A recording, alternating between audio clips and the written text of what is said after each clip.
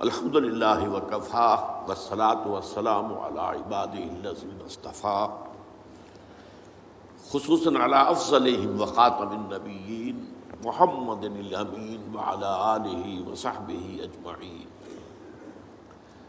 اما بعد فقد قال اللہ تبارک وتعالی کما ورد فی سورۃ النور اعوذ باللہ من الشیطان الرجیم بسم اللہ الرحمن الرحیم قل اطیعوا اللہ واطیعوا الرسول فإن تولوا فإنما علیہ ما حمل وعلیکم ما حملتم وإن تطیعوہ تہتدوا۔ وقال عز وجل كما ورد في سورة التغابن وأطيعوا الله وأطيعوا الرسول فإن توليتم فإنما على رسولنا البلاغ المبين۔ صدق الله العظيم۔ رب اشرح لي صدري ويسر لي أمري واحلل عقدة من لساني يفقهوا قولي۔ اللهم ربنا ألهمنا رشدنا وأعذنا من شرور أنفسنا، اللهم أرنا الحق حقا وارزقنا اتباعه وأرنا الباطل باطلا وارزقنا اجتنابه، آمین یا رب العالمین۔ سب جانتے ہیں کہ ہمارے دین اسلام کی اور شریعت اسلامی کی دو بنیادیں ہیں، ایک ہے کتاب اللہ قرآن حکیم اور ایک ہے سنت رسول صلی اللہ علیہ وسلم۔ جیسے کہ ہمارے کلمہ طیبہ کے دو حصے ہیں، لا الہ الا اللہ محمد رسول اللہ صلی اللہ علیہ وسلم۔ کلمہ شہادت جو ہمارے اسلام کی جڑ اور بنیاد ہے، اس کے بھی یہی دو حصے ہیں، اشہد ان لا الہ الا اللہ وحدہ لا شریک لہ واشہد ان محمدا عبدہ ورسولہ صلی اللہ علیہ وسلم۔ اب کتاب اللہ اور سنت رسول اللہ میں تھوڑا سا فرق ہے۔ کتاب اللہ وحی جلی کی بنیاد پر ہے، اور یہ وحی بالمعنی نہیں ہے، وحی باللفظ ہے۔ انگریزی میں اسے وربل ریولیشن کہتے ہیں۔ عیسائیوں کے ہاں وحی کے بارے میں یہ تصور ہے کہ وحی وربل نہیں ہوتی، بلکہ ایک مفہوم جو ہے وہ منتقل کر دیا جاتا ہے، اس مفہوم کو پھر وہ رسول اپنی زبان میں ادا کرتا ہے، تو گویا کہ الفاظ اللہ کے نہیں ہوتے۔ ہمارا یہ تصور نہیں ہے۔ وحی جلی وہ وربل ریولیشن ہے، لفظ بلفظ اللہ ہی کا کلام ہے، اور نمبر دو یہ کہ وہ بالکل محفوظ ہے، اس کے کسی ایک حرف میں بھی کسی ایک شوشے میں بھی کوئی تحریف نہیں ہوئی۔ اس کے مقابلے میں سنت کا معاملہ یہ ہے کہ وہ وحی خفی پر مبنی ہے، وہ بھی وحی، اس کا بھی اشارہ اللہ کی طرف سے ہے، لیکن وہ وحی باللفظ نہیں ہے، وحی بالمعنی ہے۔ یہ مفہوم ایک ہے جو اللہ کی طرف سے آیا، لیکن الفاظ اللہ کے رسول صلی اللہ علیہ وسلم کے۔ اور نمبر یہ کہ اس کی حفاظت قرآن کی طرح کی حفاظت نہیں ہے۔ اس معنی میں تو حفاظت ہے کہ تاریخ انسانی میں صرف ایک مثال ہے کہ کسی کے اقوال اور اعمال کی صداقت اور صحت کو پرکھنے کے لیے لاکھوں انسانوں کی سیرت و کردار کا جائزہ لیا گیا۔ اسماء الرجال جو علم مسلمانوں کا ہے، پوری انسانی تاریخ میں اس کی کوئی مثال ہے ہی نہیں۔ تو اس اعتبار سے حفاظت کی گئی ہے، حفاظت ہوئی ہے، انڈائریکٹ ہے، اس معنی میں البتہ نہیں ہے کہ لفظ بلفظ ہر شے جو ہے وہ محفوظ ہو، بلکہ یہ بھی ہے کہ حضور صلی اللہ علیہ وسلم سے ایک مجمع میں کچھ لوگوں نے باتیں سنی، پھر انہوں نے جو روایت کی تو ان میں تھوڑا تھوڑا فرق ہو گیا۔ اور یہ آج بھی آپ دیکھیں گے، میری کوئی بات اگر آپ جا کر لوگوں کو بتائیں گے تو ہر شخص کے بتانے میں کچھ فرق ہو جائے گا۔ چنانچہ جس کو کہا گیا ہے ام السنہ حدیث جبرائیل، وہ 40 میں نمبر 2 پر آئے گی، وہ اس کی ایک بہت بڑی مثال ہے کہ وہ بہت اہم حدیث ہے، بہت مشہور حدیث ہے، متواتر حدیث ہے لیکن مختلف راویوں نے جب اسے بیان کیا ہے تو لفظی طور پر اس میں اختلاف ہے۔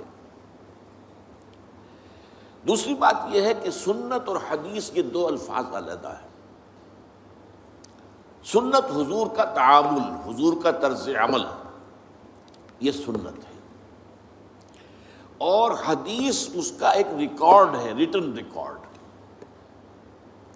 سنت کو معلوم کرنے کے دو ذرائع ہیں، ایک حدیث جس پر ہم گفتگو ابھی کریں گے مزید، ایک امت کا تواتر عمل۔ حضور کو عمل کرتے ہوئے دیکھا صحابہ نے تو آپ کی پیروی کی، آپ کی نقل کی۔ صحابہ کو عمل کرتے ہوئے دیکھا تابعین نے تو آپ کی ان کی پیروی کی اور ان کی جو ہے ان کے نقش قدم پر چلے۔ تو اس طرح ہوتا ہوتا نسل بعد نسل تواتر کے ساتھ بہت سی چیزیں ہیں جو امت میں منتقل ہوتی چلی آئی۔ تو یہ تواتر عمل جو ہے امت کا، یہ سنت کا علم حاصل کرنے میں دوسرا اہم اس کی سورس ہے۔ عام طور پر لوگ سنت اور حدیث کو مترادف سمجھ لیتے ہیں، یہ دو الفاظ مختلف ہیں، ان کا مفہوم جدا ہے۔ اب حدیث اور سنت یہ دونوں الفاظ جو ہیں اللہ کے لیے بھی آئے ہیں، رسول کے لیے بھی آئے ہیں۔ مثلا سنت اللہ التی قد خلت من قبل ولن تجد لسنت اللہ تبدیلا ولن تجد لسنت اللہ تحویلا۔ یہ اللہ کا قانون رہا ہے، طرز عمل رہا ہے، اللہ کا تعامل رہا ہے ان لوگوں کے بارے میں جو پہلے ہو گزرے ہیں، اور تم نہیں دیکھو گے کہ اللہ کے سنت میں، اللہ کے قانون میں، اللہ کے طرز عمل میں، اللہ کے تعامل میں کوئی فرق واقع ہو، نہ تبدیلی نہ تحویل۔ اسی طرح فرمایا سنت من قد ارسلنا قبلک من رسلنا ولن تجد لسنتنا تحویلا۔ یہ اللہ کی سنت، اللہ کا قانون، اللہ کا طریق عمل، اللہ کا طرز عمل ہے ان سب کے بارے میں جو نبیوں اور رسولوں میں آپ سے قبل گزر چکے ہیں، اور آپ اللہ کی سنت میں کہیں کوئی تبدیلی نہیں پائیں گے۔ تو یہ اللہ کی سنت ہے، تو رسول کی سنت اور اللہ کی سنت۔ اسی طریقے سے حدیث سورہ نساء میں فرمایا وَمَنْ أَصْدَقُ مِنَ اللَّهِ حَدِيثًا۔ قرآن کیا ہے؟ یہ حدیث اللہ ہے، اللہ کی بات ہے، اور تم نہیں پاؤ گے اللہ سے بڑھ کر کوئی سچا اپنی حدیث میں۔ اللہ کی حدیث سے بڑھ کر سچی اور کون سی حدیث ہو سکتی ہے؟ اسی طرح فرمایا گیا فَبِأَيِّ حَدِيثٍ بَعْدَهُ يُؤْمِنُونَ۔ اس حدیث کے بعد، یعنی حدیث اللہ قرآن مجید کے بعد، اگر یہ اس پر ایمان نہیں لا رہے تو پھر اور کس پر ایمان لائیں گے؟ کیا قرآن سے آگے بھی کوئی بات آنے والی ہے؟ یہ تو ویسے بھی آخری کتاب ہے، اور واقعہ یہ ہے کہ حرف آخر ہے۔ اسی طرح حدیث کے لیے، حضور کے لیے لفظ آیا ہے وَإِذْ أَسَرَّ النَّبِيُّ إِلَىٰ بَعْضِ أَزْوَاجِهِ حَدِيثًا۔ ایک واقعے کا ذکر کرتے ہوئے جب نبی صلی اللہ علیہ وسلم نے اپنی ازواج میں سے بعض کے پاس اپنی ایک حدیث، اپنی ایک بات بطور راز رکھی، تو سنت کا لفظ بھی سنت اللہ، سنت رسول، حدیث اللہ، حدیث الرسول صلی اللہ علیہ وسلم۔ اب چلیے حدیث کسے کہتے ہیں؟ دو موٹے الفاظ یاد کر لیجئے۔ حدیث دو طرح کی چیزوں پر مشتمل ہے، ایک اخبار کہلاتے ہیں، خبر کی جمع اخبار، ایک آثار کہلاتے ہیں، اثر کی جمع آثار۔ خبر کسے کہتے ہیں؟ حضور کا کوئی قول ہو، کوئی فعل ہو، یا تقریر ہو۔ اب یہ تقریر کو آپ نہیں سمجھتے، تقریر تو آپ سمجھتے جو میں کر رہا ہوں یہ تقریر ہے، یہ تو ہے تقریر۔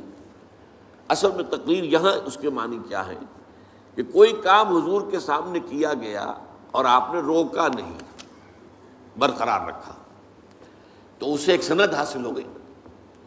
جب حضور کے سامنے کام کیا، آپ نے دیکھا اور آپ نے منع نہیں کیا، روکا نہیں، جائز ہے، تو یہ گویا کہ ایک سند ہو گئی کہ حضور کی طرف سے ایک طرح کی اس کو منظوری جو ہے امپلائڈ، حضور کی طرف سے ریکگنیشن حاصل ہو گئی۔ تو حضور کے اقوال، حضور کے افعال، حضور کی تقریر، یہ کہلاتے اخبار، خبر کی جمع اخبار۔ اور آثار ہیں کسی صحابی کا قول یا صحابی کا عمل یا صحابی کی تقریر، اس لیے کہ یہی گمان غالب ہے کہ صحابی جو بات کہہ رہا ہے وہ اپنی طرف سے نہیں کہہ سکتا، صحابی جو عمل کر رہا ہے وہ اپنی وجہ سے نہیں کر رہا، صحابی کا قول بھی، صحابی کا عمل بھی اور صحابی کی تقریر بھی، جیسے رسول کا قول، رسول کا عمل، رسول کی تقریر، یہ اخبار ہے، صحابی کا قول، صحابی کا عمل، صحابی کی تقریر، یہ آثار ہے، اور ان دونوں کو جمع کر کے حدیث کہتے ہیں۔ حدیث کے اندر اخبار بھی ہے اور آثار بھی ہے۔ اب آئیے حدیث جو رسول کی ہے اس میں یہ جان لیجئے کہ اس کے دو حصے ہوتے ہیں، ایک متن، حضور نے کیا فرمایا،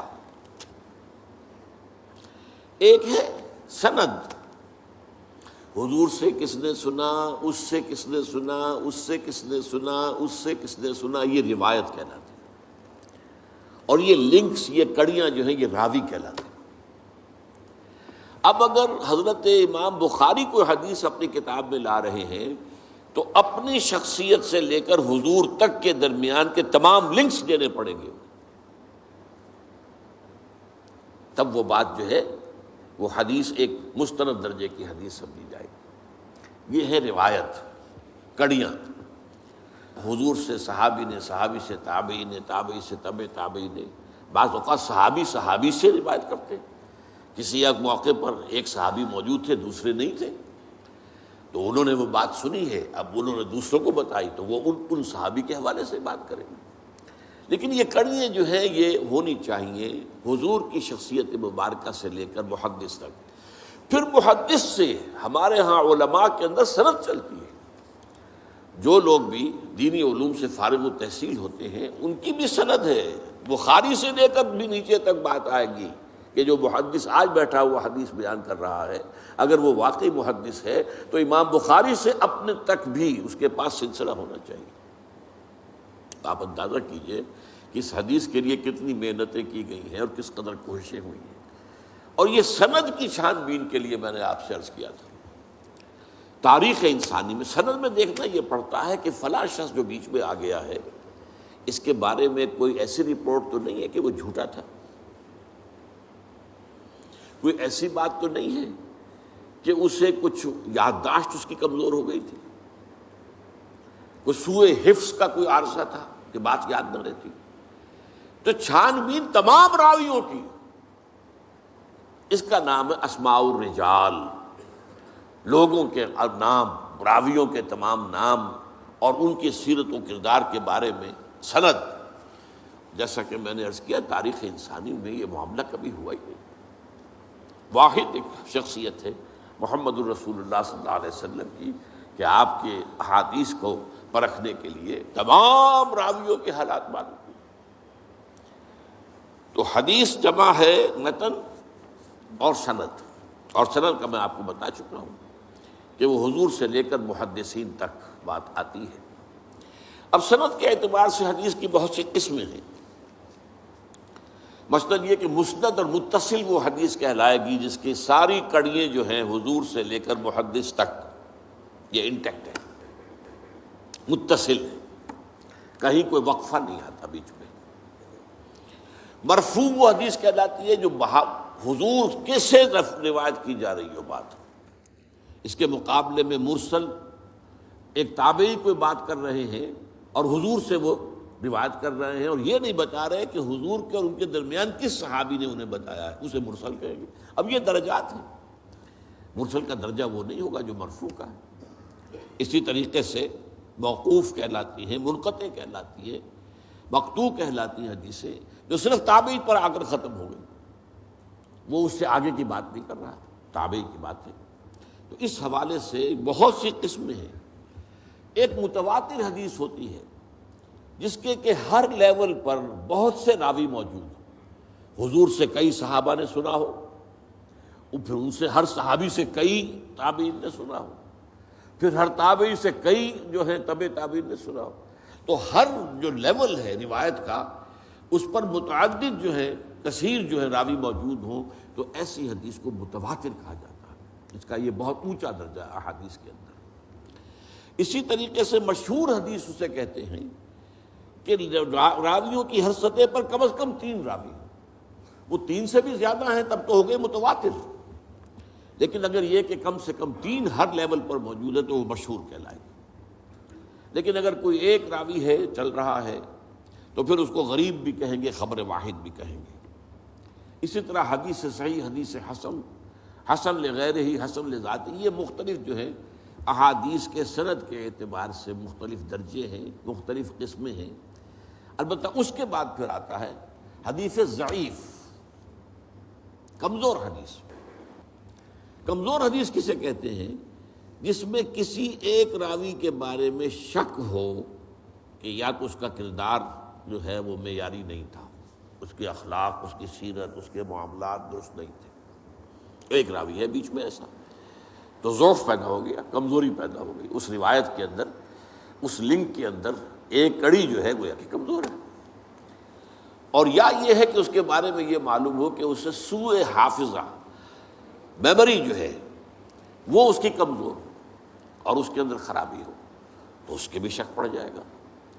تو اگر کسی ایک کڑی میں بھی ان 2 میں سے کوئی ایک وصف پایا جاتا ہو تو وہ حدیث ضعیف کہلائے گی۔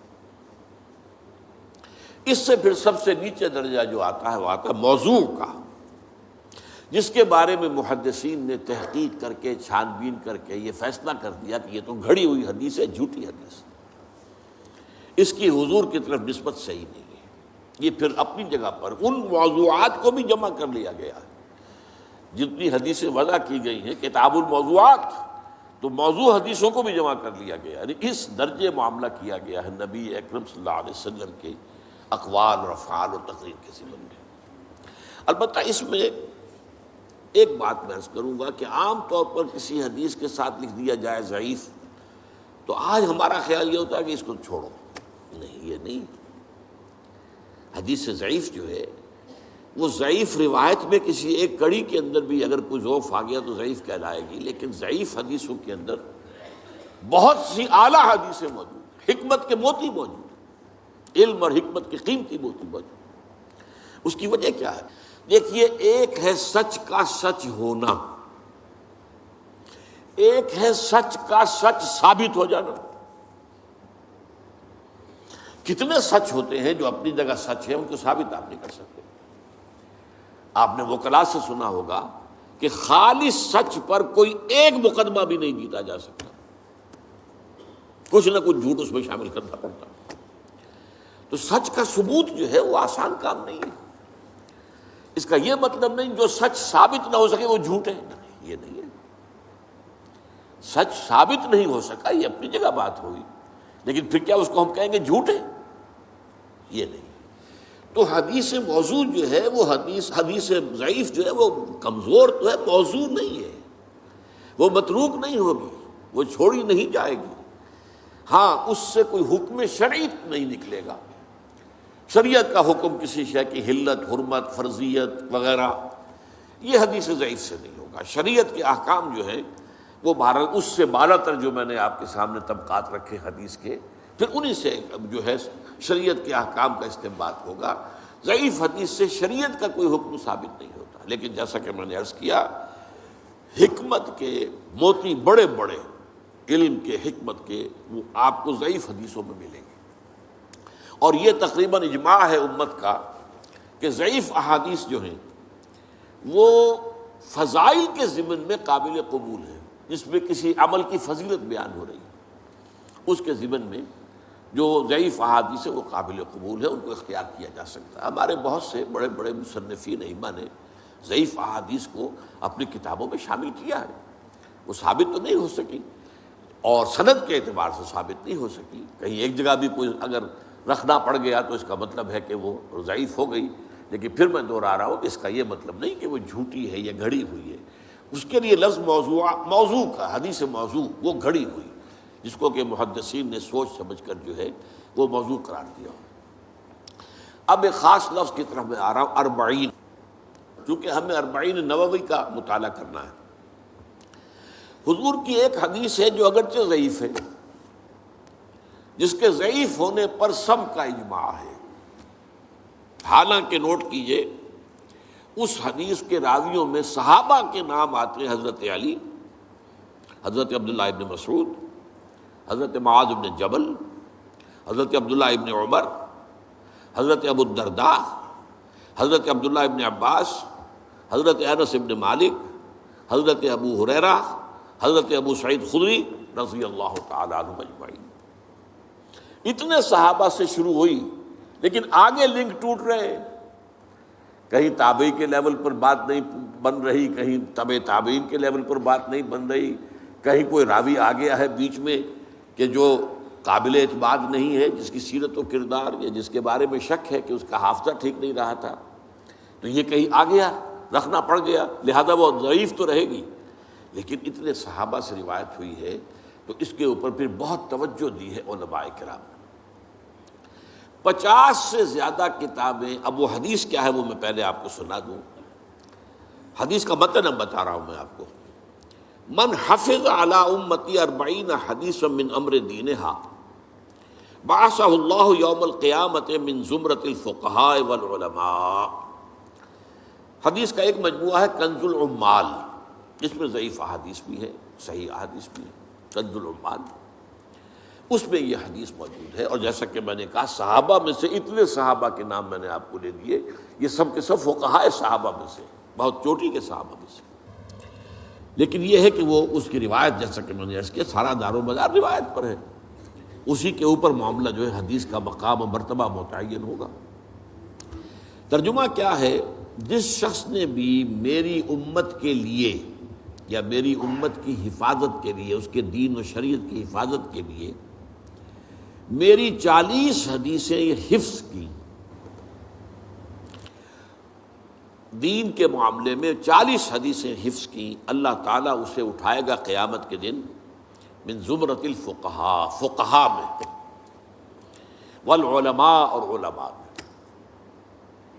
جس شخص نے بھی میری امت کے دینی معاملات سے متعلق میری 40 حدیثوں کو حفظ کر لیا۔ اب میں لفظ حفظ کیوں کا تم بول رہا ہوں، یاد کرنا میں نہیں کہہ رہا، اس کی وجہ ہے، حفظ کر لیا، اس سے اللہ تعالیٰ قیامت کے دن اٹھائے گا فقہاء کے گروہ میں اور علماء کے گروہ میں۔ ایک روایت میں آیا ہے بعثہ اللہ فقیہا عالما، اللہ اسے اٹھائے گا اس حیثیت میں کہ وہ فقیہ اور عالم شمار ہو۔ حضرت ابو الدرداء کی روایت میں ہے وَكُنْتَ لَهُ يَوْمَ الْقِيَامَةِ شَافِعًا وَشَهِيدًا، حضور فرما رہے ہیں اس شخص کے لیے میں قیامت کے دن سفارش کرنے والا بھی ہوں گا اور شفاعت کرنے والا بھی ہوں گا اور گواہی دینے والا بھی ہوں گا اس کے حق میں۔ حضرت ابن مسعود کی روایت میں ہے اس سے کہا جائے گا قیل لہ ادخل من ای ابواب الجنت شئت، تم جنت کے جن دروازوں میں سے جس دروازے میں چاہو داخل ہو جاؤ۔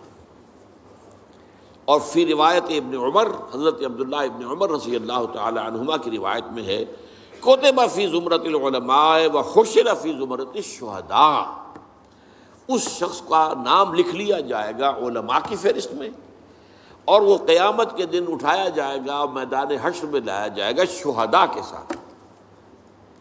یہ میں نے حدیث کا آپ کو متن جو ہے، ایک تو بہت جو مشہور متن ہے پہلے وہ سنایا ہے، اور پھر مختلف راوی صحابہ کی طرف سے جو روایت ہو کر آئی ہے تو اس میں تھوڑا تھوڑا جو فرق آیا ہے وہ میں نے سنا دیا۔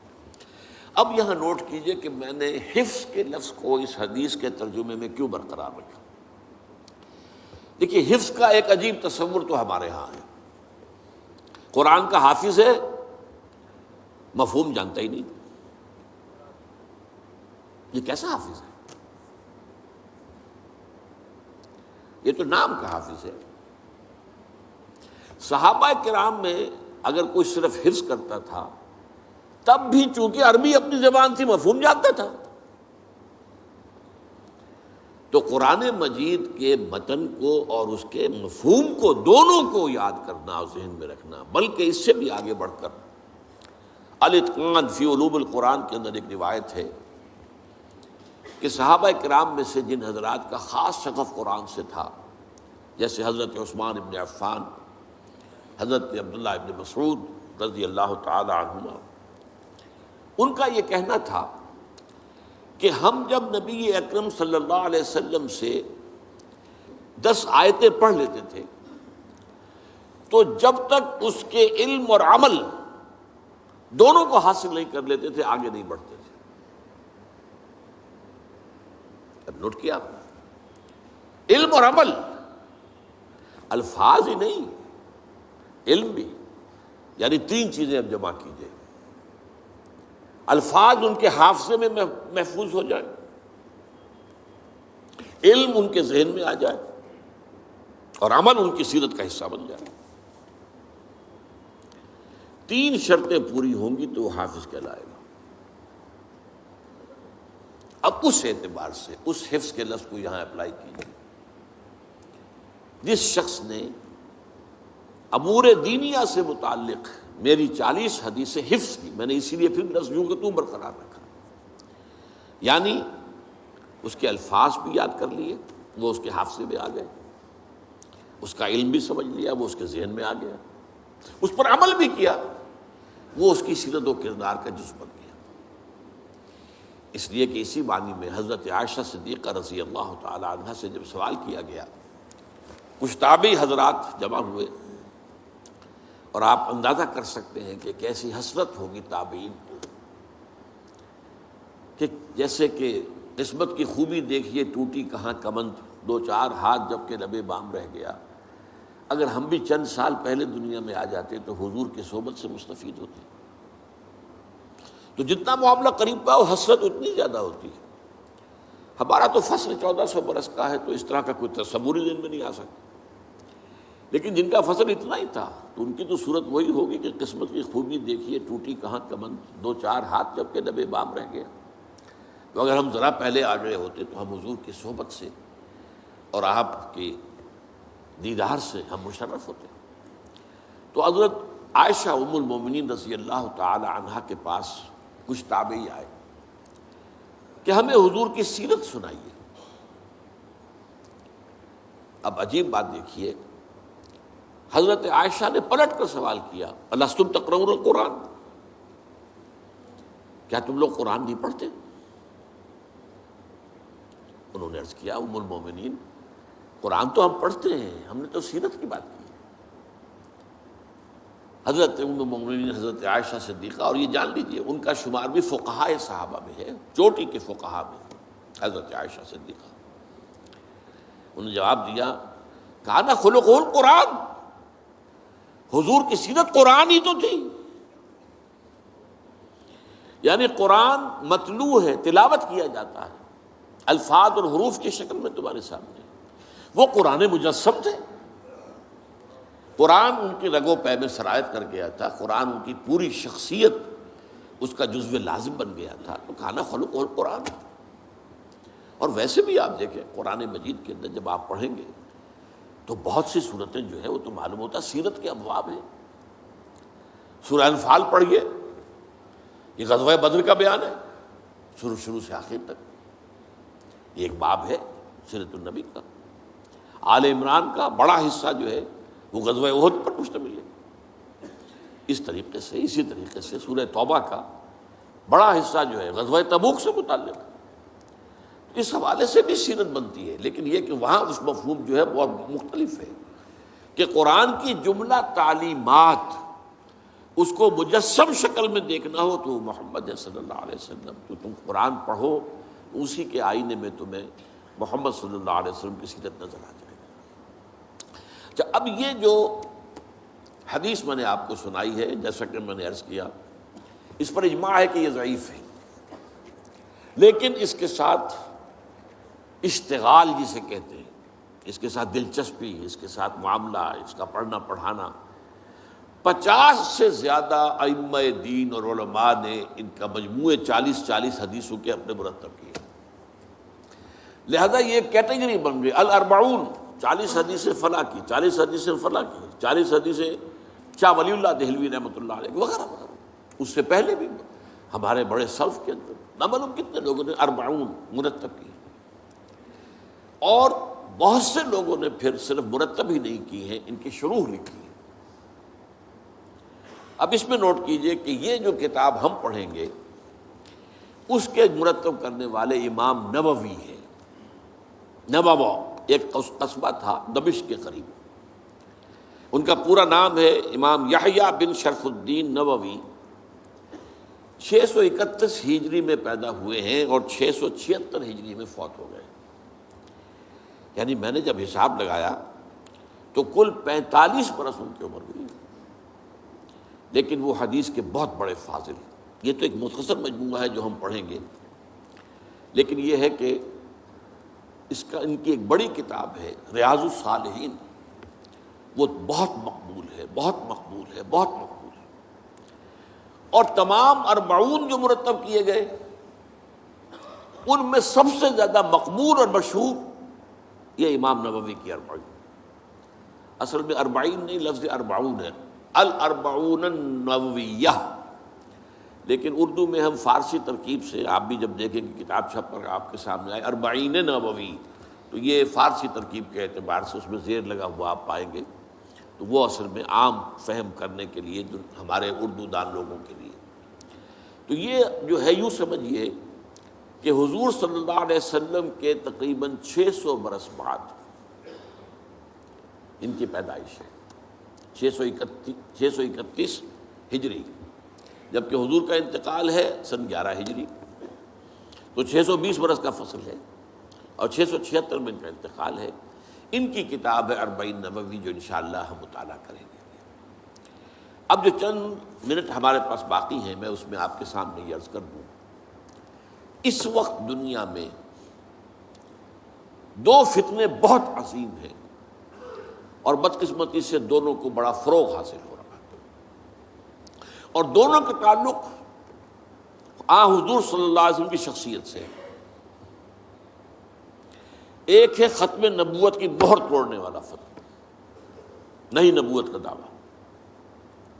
یہ ہمارے اس دور میں کچھ عرصے پہلے ایران میں ایک شخص بہاء اللہ اٹھا، اور بہائی آج بھی دنیا میں موجود ہے اور مسلمان ممالک میں موجود ہیں، اور ان کے جو ہے وہ اپنے دفاتر ہوتے ہیں، ان کے جو ہے لائبریریز ہوتی ہیں، ان کے ریڈنگ رومز ہوتے ہیں. اور ویسٹ میں تو بہت بہاء اللہ بہائی، یہاں تو آپ زیادہ واقف نہیں. لیکن اس کے بعد جو بہت بڑا فتنہ اس وقت ہے جسے مسلسل فروغ حاصل ہو رہا ہے ابھی، اور اسے وہ اپنی صداقت کے دلیل کے طور پر استعمال کر رہے ہیں، کیونکہ پوری مغربی دنیا ان کے پشت پر ہے. وہ ہے قادیانیت کا فتنہ. پوری مغربی دنیا آج آپ کو معلوم ہے پورا مغرب لفظ جہاد سے کانپتا ہے. جہاد کو گالی بنا دیا، جہادسٹ. یہ گویا کہ ان کے نزدیک کسی کو کنڈیم کرنا ہو تو جہادسٹ ہے یہ.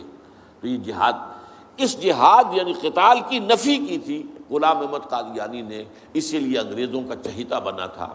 اس لیے کہ ظاہر بات ہے کہ ہندوستان میں انگریز آ تو گیا تھا، لیکن اس نے یہ نوٹ کر لیا تھا کہ مسلمانوں کے اندر تو جراثیم موجود ہے بغاوت کے. مسلمانوں نے دل سے ہمیں تسلیم نہیں کیا. اس کی وجوہات تھی. ایک بات تو یہ تھی کہ مسلمانوں سے تو تم نے حکومت چھینی. ہندو تو پہلے مسلمان کا غلام تھا، اب تمہارا ہو گیا. تو ہندو کے لیے تو معاملہ چینج آف ماسٹرز کا تھا، آقا بدل گئے. یہ تو نہیں کہ وہ حاکم سے محکوم بنایا گیا ہو. جبکہ مسلمان حاکم سے محکوم بنائے گئے تو ان کے اندر تو لازماً ایک بدلہ لینے کا جذبہ، انتقام کا جذبہ، اپنا کھویا ہوا مقام حاصل کرنے کا جذبہ جو ہے وہ موجود تھا.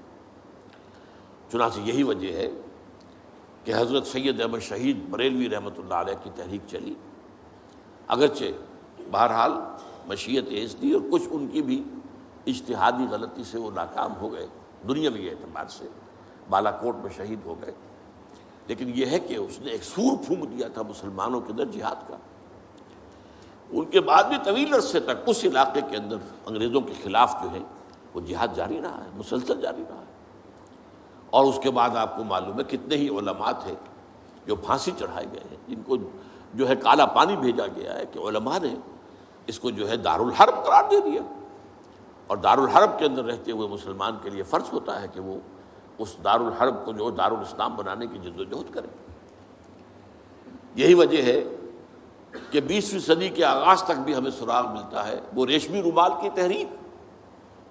میرے نزدیک جو 14ویں صدی ہجری کے جو مجدد تھے حضرت شیخ الہند رحمۃ اللہ علیہ اسیر مالٹا، ان کی ریشمی رومال تحریک جو تھی وہ یہی تھی، ایک تدبیر تھی، بہرحال وہ نہیں چلی، ناکام ہو گئی، یہ دوسری بات ہے۔ تدبیر یہ تھی کہ ادھر ترکوں سے کہا جائے اس وقت تک ابھی خلافت عثمانیت باقی تھی، یہ تو 1924 میں ختم ہوئی ہے، اور یہ میں بات کر رہا ہوں 1915 کی، کہ وہاں کسی کو بھیجا جائے کہ ادھر سے ترک جو ہے وہ حملہ آور و افواج آئیں، اور ادھر افغانستان بھیجا جائے کسی کو، وہاں سے افغانستان سے مسلمان حملہ کریں اور ادھر اندر سے ہم بغاوت کریں تو انگریز کو یہاں سے اٹھا کر پھینک دیں۔ لیکن بات جو تھی، پھر میں کہوں گا مشیت ایسی کبھی معاملہ ہوتا ہے۔ حضرت شیخ الہند خود گئے تھے ترکی سے مدد لینے کے لیے، پہلے وہاں حجاز گئے، اس لیے کہ حجاز میں ابھی مدینہ منورہ میں ترک گورنر موجود تھا، ابھی جو ہے وہ شریف حسین جو تھا جس نے بغاوت کی تھی ترکوں کے خلاف، مکے پر تو اس کا قبضہ تھا، مدینہ پر نہیں تھا، تو وہاں گورنر جو ہے ترکی کے خلافت عثمانیہ کے موجود تھے، ان سے ملاقات کی اور آگے جانے کا فیصلہ بھی تھا۔ لیکن اسی اثناء میں مخبری ہو گئی، اور شریف حسین والی مکہ نے، جس کی یہ نسل ابھی تک چل رہی ہے، یہ جو اردن کا بادشاہ بیٹھا ہوا، یہ اسی کا پڑ پوتا سمجھ لیجئے، یا پڑ پوتا یا سگڑ پوتا، یہ وہ نسل ہے ہاشمی، ہاشمائٹ۔ تو اس نے حضرت شیخ الہند کو گرفتار کر کے اور چاندی کی تشتری میں رکھ کر انگریز کو پیش کر دیا، یہ آپ کا باغی یہاں پر آ کر اور آپ کے خلاف سازشیں کر رہا ہے۔ اور دیکھیے انگریز انہیں کہاں لے گیا، مالٹا، میڈیٹرینین سی کا ایک جزیرہ، بحیرہ روم کا۔ آخر ہندوستان میں بھی تو واپس لا سکتا تھا، ہندوستان کی کسی جیل میں نہیں۔ اقبال کے نفس سے ہے لالے کی آگ تیز، ایسے غزل سرا کو چمن سے نکال دو، تو وہاں رکھا ہے انہیں 4 سال وہاں پر وہ، اور ٹی وی جو ہے وہ اپنی آخری حد کو پہنچی ہے تو چھوڑا ہے کہ ہماری اگر قید کے اندر یہ انتقال ہو گیا ان کا تو پھر طوفان اٹھ جائے گا۔ تو ایک فتنہ تو یہ ہے جو ختم نبوت کا، چونکہ اس قتال کے خلاف فتویٰ دیا تھا، دین کے لیے حرام ہے اب دوستو قتال، قتال فی سبیل اللہ ختم ہو گیا، لہذا انگریزوں نے ان کا چہیتا بنا، ان کے فتنے آج بھی پورا ویسٹ جو ہے، یورپ میں، امریکہ میں، انگلینڈ میں آج کل ان کا مرکز ہے، اور ان کے خطبے جو ہیں، اس کے امام جو کہلاتا ہے خلیفہ، وہ آپ کو معلوم ہے کہ وہ سیٹلائٹس کے اوپر جو ہے وہ نشر ہوتا ہے۔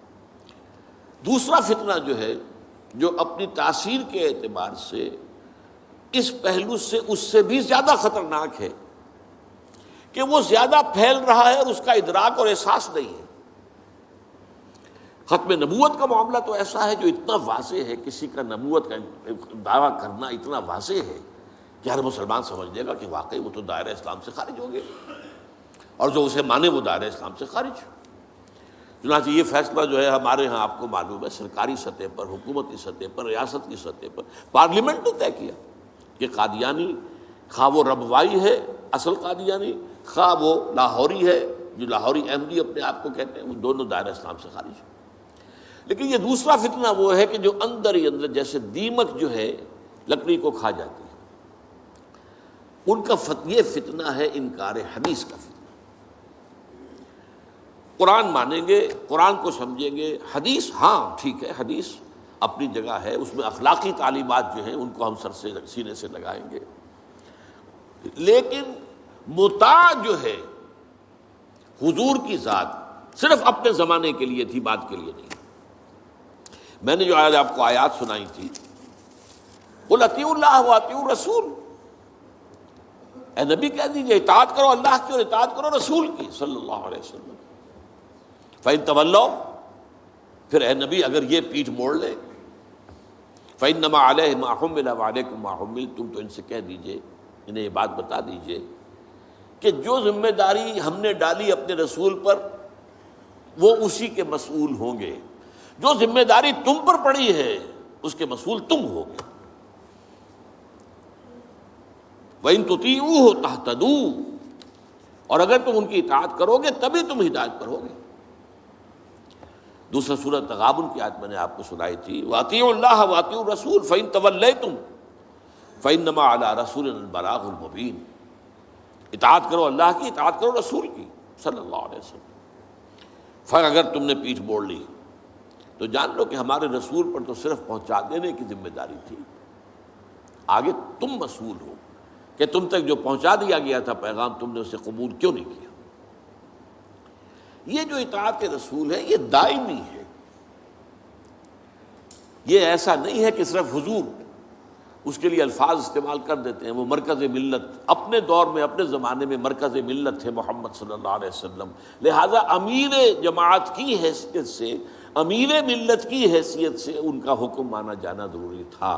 لیکن آئندہ تو جو بھی امیر ہوگا، جو بھی مرکز ملت ہوگا، جو بھی حکومت بنے گی، جو بھی مسلمانوں میں حاکم ہوگا، ان کی اطاعت فرض ہے۔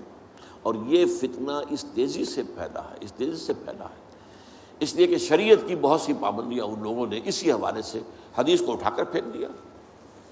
پردہ کوئی شے نہیں ہے، کوئی خاص شے نہیں ہے، پردہ جو ہے یہ تو ایک خاص دور کا کلچر تھا بس۔ اب قرآن مجید کی آیات کی جو ہے وہ غلط تعویلیں کر رہے ہیں، ترجمے غلط کر رہے ہیں۔ اب عام آدمی جو ہے، عام جدید تعلیم یافتہ آدمی جو ہے، اسے کہاں عربی کا پتہ ہے؟ وہ اسے کہاں پتہ چلتا ہے کہ یہ جو آیت کا ترجمہ کیا جا رہا ہے یہ غلط کیا جا رہا ہے، ٹیڑھا کیا جا رہا ہے؟ یہی آیات کے ترجمے میں تحریف قادیانیوں نے کی ہے۔ ان کا ایک عام مبلغ اور ان کے زیر اثر کوئی شخص آئے آپ سے بات کرے، آپ ہکا بکا رہ جائیں گے، وہ آیتوں پر آیتیں پیش کرے گا، لیکن ترجمے اس کے غلط کر رہے ہیں۔ آخر وہی آیتیں ہیں جو 1400 برس تھے مسلمان جو ہیں صحابہ سے لے کر اور ہمارے دور تک علماء پڑھتے آئے ہیں، ان کا ترجمہ انہوں نے کیا۔ تو یہاں پر بھی یہ ہے کہ وہ تعویلیں غلط کرتے ہیں، اور ایسی ایسی تعویلیں کہ ذرا سے بھی عقل اگر ہوتا کیا ہے، انسان کی مت ماری جاتی ہے۔ کسی خاص معاملے میں آپ کسی شخص سے متاثر ہو گئے، اب اس کی ہر بات آپ قبول کرتے جائیں گے، اس پر جو ہے تنقیدی نگاہ نہیں ڈالیں گے، یہ کمزوری ہے۔ چنانچہ ایسی ایسی تعویلیں بھی ہیں کہ یہ قرآن مجید میں جو آیا ہے کہ چور مرد ہو یا عورت ہو ہاتھ کاٹ دیے جائیں، اس کا مطلب ہاتھ کاٹنا نہیں ہے، تو مولویوں نے خامخواہ غلط بات سمجھی ہے، تو بڑا وحشیانہ فعل ہے۔ اس کا مطلب یہ ہے ہاتھ کاٹ دو، جیسے کہ کبھی والدین کہتے ہیں اپنے بیٹے تم نے تو ہمارے ہاتھ کاٹ دیے، یعنی کوئی معاملہ ایسا ہے کہ تم نے ایسی بات کر دی ہے کہ اب ہمارے پاس کچھ نہیں رہا، کوئی چارہ کاری نہیں، تو گویا کہ تم نے ہمارے ہاتھ کاٹ دیے۔ تو ایسا معاشرہ پیدا کر دو کہ چوری کی ضرورت ہی نہ ہو، بس یہ ہے ہاتھ کاٹ دینا، معاذ اللہ۔ حالانکہ قرآن مجید اس کے بعد کہتا ہے جزاء لما کسبا نکالا من اللہ، یہ جو سزا ہے اللہ کی طرف سے اور ان کے کیے کا کرتوت کا بدلہ ہے، یہ بات کہی جا رہی ہے۔ تو یہ جو ہے ایسا نظام قائم کر دینا، یہ کوئی سزا ہے؟ یہ کوئی عبرت کی بات ہے؟ یہ تو بہت اچھی بات ہے۔ لیکن یہ کہ وہ لوگ جو پرویز غلام احمد پرویز، عجیب بات یہ ہے کہ پنجاب نے یہ دو غلام احمد پیدا کیے، غلام احمد قادیانی، غلام احمد پرویز۔ ایک نے مہر ختم نبوت کو توڑا اور ایک نے حدیث کے بارے میں اور مستقل طور پر سنت رسول کو شریعت کے بنیاد ہونے کی حیثیت سے چیلنج کر دیا۔ اور یہ فتنہ میں آپ سے عرض کر رہا ہوں، آج چونکہ جیسے قادیانیوں کو پوری مغرب کی سپورٹ ہے، ایسے اس فتنے کو بھی، کیونکہ وہ کلیش آف سویلائزیشن میں اسلامی تہذیب کو ختم کرنے کے درپے ہو گئے ہیں، اور اسلامی تہذیب کا اور شریعت کا دار و مدار اکثر و بیشتر تو حدیث پر ہے، سنت پر ہے، لہذا وہ دین کی جڑ کاٹنے کے لیے یہ جو انکار حدیث کا فتنہ، یہ استخفاف حدیث کا فتنہ ہے، اس کو سپورٹ کر رہے ہیں۔ اور رینڈ کارپوریشن کی جو سفارشات ہیں ان میں شامل تھا یہ کہ ایسے ماڈرنسٹ کہ جو اسلام کی ایسی تعبیریں کریں جو ہماری تہذیب کے ساتھ مماثل ہو جائیں، تو ان کو سپورٹ کیا جائے، اور انہیں خاص طور پر الیکٹرانک میڈیا پر انہیں ایکسپوجر دیا جائے، اور آج یہ ہو رہا ہے پاکستان میں بڑے پیمانے پر۔ تو یہ جو ہے اس اعتبار سے آج زیادہ ضرورت ہے کہ ہم حدیث نبوی کا مطالعہ کریں، تاکہ اس کی عظمت جو ہے وہ ہمارے دلوں میں جاگزیں ہو جائے، اور حضور صلی اللہ علیہ وسلم کے ساتھ ایک محبت کا اشتوا جو ہے رشتہ مضبوط ہو جائے۔ اقول قولی ھذا واستغفر اللہ لی ولکم ولسائر المسلمین والمسلمات۔